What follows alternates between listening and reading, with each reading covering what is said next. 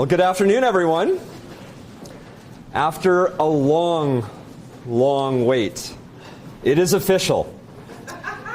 Edmonton chose independent leadership with real solutions that will move us to a stronger city together. This victory belongs to all of us. To every single worker, whether you build, teach, drive, fix, care, serve, or create, thank you. Thank you to our volunteers who shared their precious time and who believe our city can and should be a beacon of kindness, hard work, and progress. This campaign was fueled by passion, grit, and tenacity. Everyday Edmontonians spoke loud and clear, choosing optimism and hope over big money and party politics.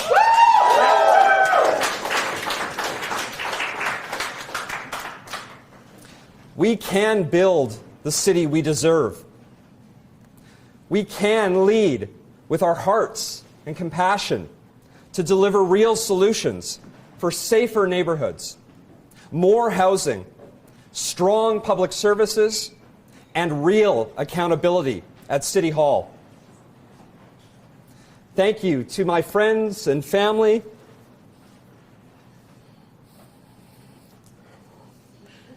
You got this. For lifting me up and supporting me with love every day, especially when things weren't easy. Campaigns are not easy, and I want to thank and recognize Tim Cartmel for his service.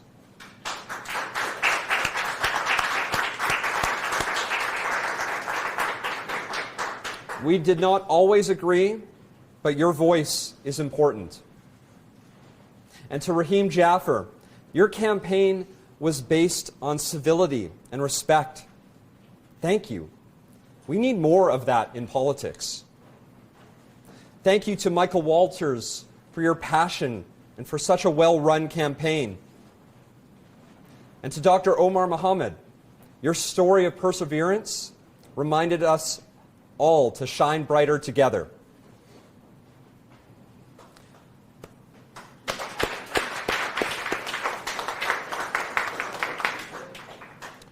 With 200,000 new neighbors in our beautiful city, Edmonton continues to build as a city of possibilities. With exceptional growth comes opportunity. No doubt there are problems, but with all this momentum, we are building to a new moment. A moment where every new business knows the city has their back.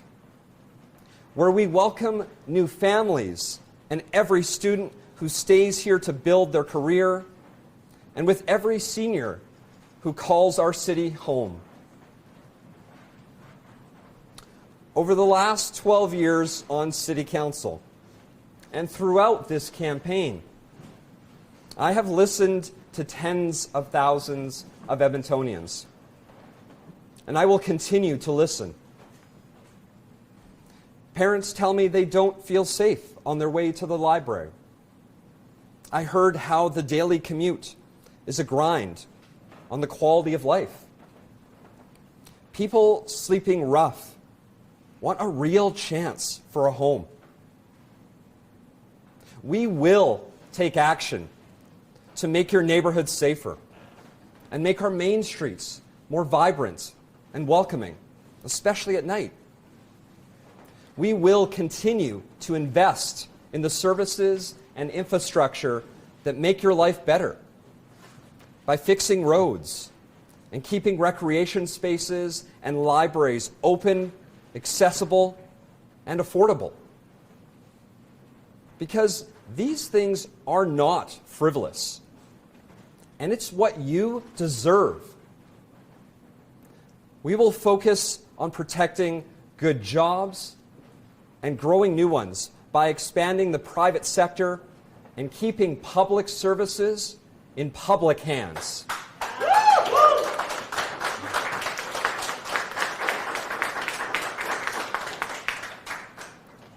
To our partners in the provincial and federal government, Edmontonians have spoken. They want those experiencing homelessness and addictions to have support and housing. They want to feel safe in their communities. They don't want backroom deals on major projects. They want fair and equitable investments that help our province's capital city grow and prosper. I will always meet in good faith, and I will be clear about what Edmontonians need and how the city will lead. We won't agree on everything, and that's okay. What I will push for is how we work together. By listening to one another, by being open, by learning from one another, to do the work, to build a stronger Edmonton. Congratulations as well to our regional partners and their new councils. I look forward to our ongoing collaboration. And finally, to Edmonton's incoming council, congratulations. I can't wait to get to work with you. And let's get to work together. Thank you, everyone.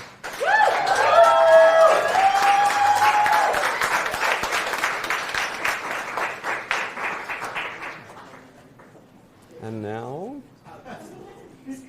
there are the questions. Again, Mayor-elect Knack, what will be your day one priority when you get into office? I've talked about this from the start, that it is critical for me to sit down with the next council immediately and to make sure we were working on a shared vision that works to make Edmonton more affordable, more safe, and one that is keeping up with our rapid population growth. And we won't always agree as a new council in the specifics, but I think we're all going to be working towards the exact same vision because we've heard from Edmontonians what they expect from us. And, you know, we've heard a lot through this campaign that people want to change, but you have a lot of incumbents likely coming back to council. Yourself, a former councillor. There's going to be a lot of familiar faces on that council. Well, what do you think the message was in the end? Again, I'll come back to, we heard in every community. And this is the first time in my time running for office where it was consistent whether I was in the very edge of the city, whether I was in a mature neighborhood or anywhere in between, that Edmontonians are looking for a stronger Edmonton, that they are looking for a more affordable city, a safer city, and one that is keeping up with that population growth. And so what I think Edmontonians have said is that they have sent a group of councillors and a mayor to go work on those specific issues each and every day. That has to be our focus. That has to be our relentless focus going forward. So you were one of the only candidates that wouldn't really shy away from tax increases, like, and especially above population growth and inflation. I know that there's a lot of Edmontonians that are going to be really upset with that. What is your message to those Edmontonians? Something I've said throughout this campaign is that there was only one person, current or former councillor, that has made motions that have successfully reduced the operating budget. And I'm fortunate to be the person that was doing that. And so when I talked about building a responsible budget, it means I'm going to continue to look for efficiencies the way I always have as a councillor. I was the one that initiated the new process that this next council is going to go through, where we review every single branch. And the other thing I want to do is make sure that we're going out into the community and engaging Edmontonians on this in a thoughtful way. But we do need to still invest in our city. I talked about this as well. You know, we're short 4 fire halls in different parts of the city. We still need to invest in roadways and in transit. And so there is a cost to that, and that was always my message, is that I'm going to be honest with Edmontonians about what it takes to have a great city, but we're going to work together to find ways to make sure we're building a responsible budget. Can you say a bit more about how and why this campaign was successful given the disparity in fundraising and finance? Yeah, I can't wait to see the dollar per vote count. I would say, I would say, yeah, it's still amazing just how little money we had compared to everyone else. But we had the people. And when I talked about thanking the volunteers, like the amount of effort and time that everyone put into this campaign, like it's incredible to see how many people we reached, how many communities we were able to engage, the creative ways to engage, right? And that was it. We didn't have the money. So we had to figure out different ways to get in front of Edmontonians. You know, we had volunteers. Some of us walked literally 52 kilometers from one end of the city to the other to try to connect with Edmontonians in ways that maybe you can't always do. Right? We didn't have the money for a mail-out. There's Canada Post strike anyways. That wasn't going to help very much. But we had volunteers delivering flyers by hand, right? All of this was done in the same way I've run campaigns as a councillor, which is be in front of Edmontonians in as many different ways as possible. But it's that face-to-face, it's that over the phone, it's the replying directly to emails. That's how we did this. And it was such an incredible team effort led by just some of the greatest leadership. Julie and Gabby and Pam. Whew.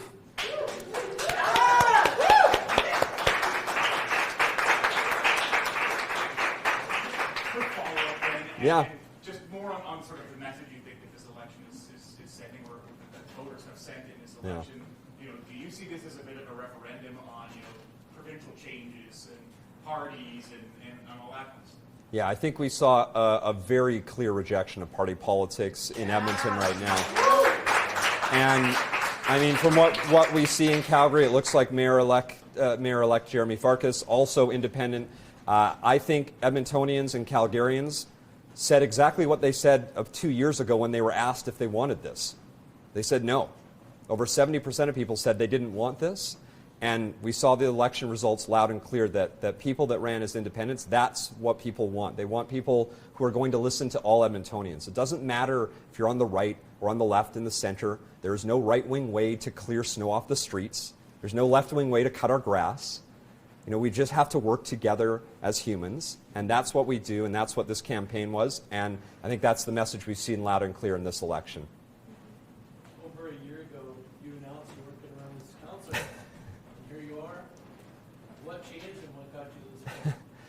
You know, there were a number of things that changed from that announcement about a year and a month ago. You know, I think about, you know, we had a U.S. election where we saw the re-election of somebody that maybe doesn't add to the positivity and decorum I hope to see in politics. We saw a federal election where we have the same governing party but a new prime minister.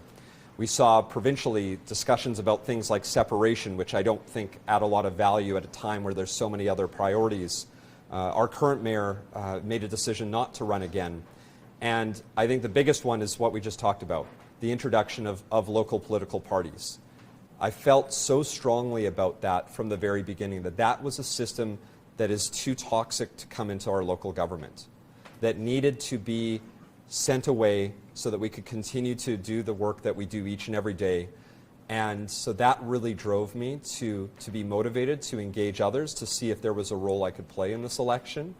And I'm so fortunate that Edmontonians are going to give me this great privilege to serve them as their next mayor. And you spoke just about the backroom deals in your preamble. I have to bring it up that you were strongly against the Oilers fan park deal. Mm-hmm. Now that's been approved. Yep. Is there a way that this council would revisit it, or are you committed No. to it?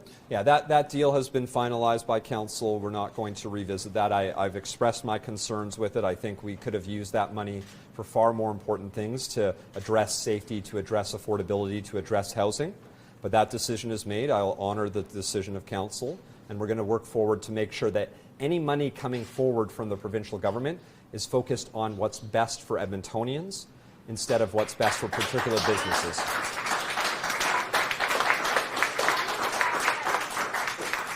are saying that the center right split the vote.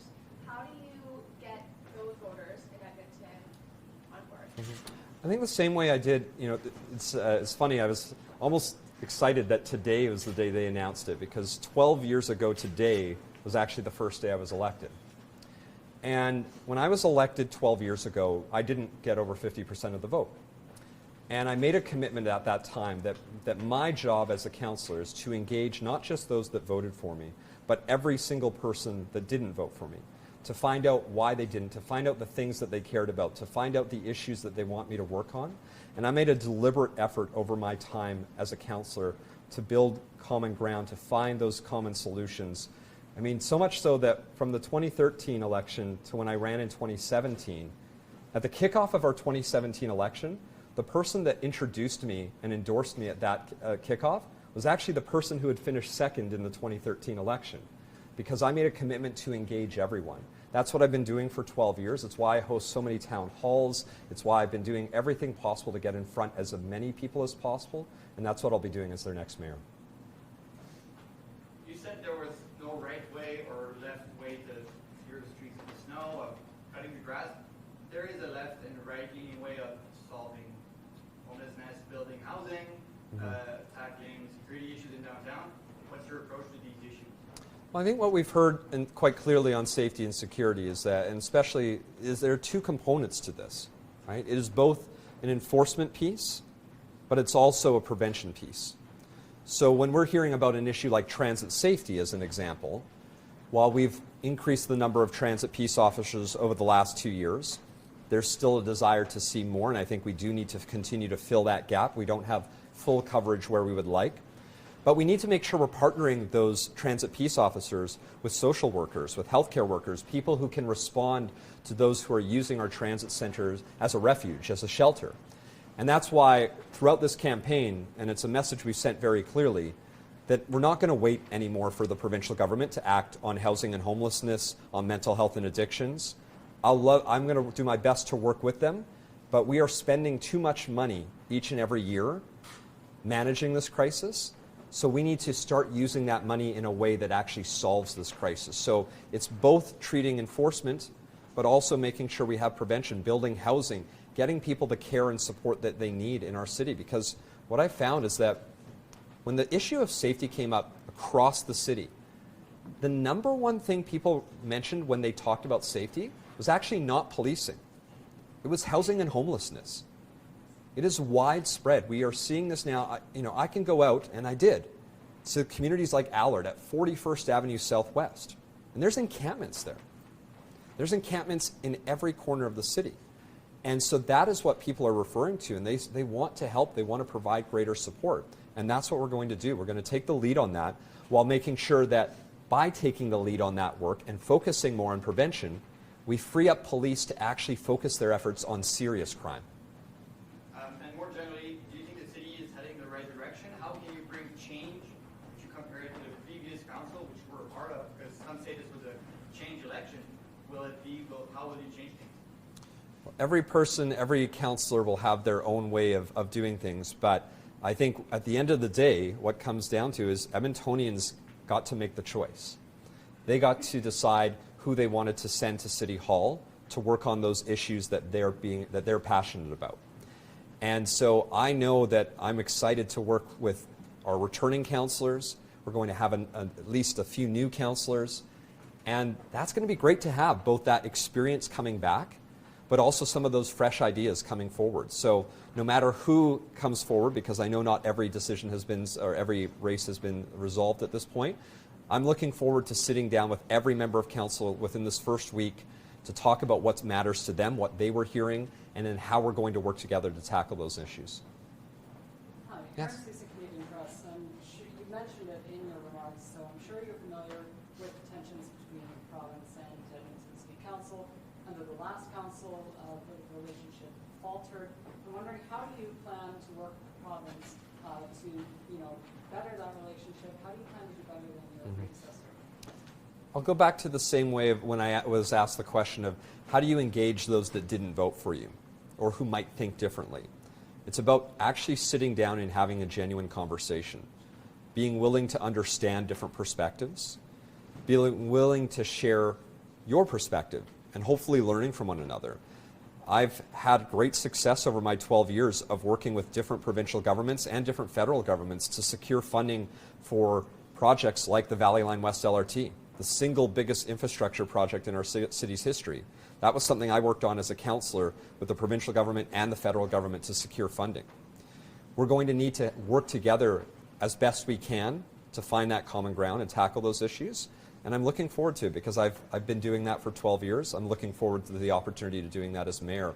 And I'll add, the last 6 years I've been fortunate to serve as the council rep on the Board of Alberta Municipalities, which has given me the chance to engage with a lot of different members of both the current provincial government and the opposition. And we've always found that in those conversations, there's so many areas where we share similar interests, where we have common goals. And so there will, of course, be some areas where we have differences of opinions. And I've said that I will be sure to stand up for Edmontonians, to be firm on that, but to make sure that we're also finding the common ground when we can. So under your leadership. One last question, please. So just under your leadership, can you see that relationship between the council and the province improving? Absolutely. To that point, though, you've been outspoken online against some of the moves made by the UCP. Yeah. Do you expect to take a harder line than your predecessor on that relationship? Only if Edmontonians' voices aren't being heard. Right? But I'm looking forward to the opportunity to find that common ground from the start, because I think a lot of the issues that this provincial government cares about are issues that we've heard about at the doors. Things like safety, things like affordability. I do find that there's going to be great areas to stand up and share that common interest and work on a common goal. But again, this is why I've spoken particularly on housing and homelessness, where I'm not going to sit back and wait anymore either. So we need to be willing to stand up, to use our voice, to be firm when needed. But my goal is always collaboration first, and be firm when I absolutely need to. Great. Thank you very much, media. Thanks, everyone.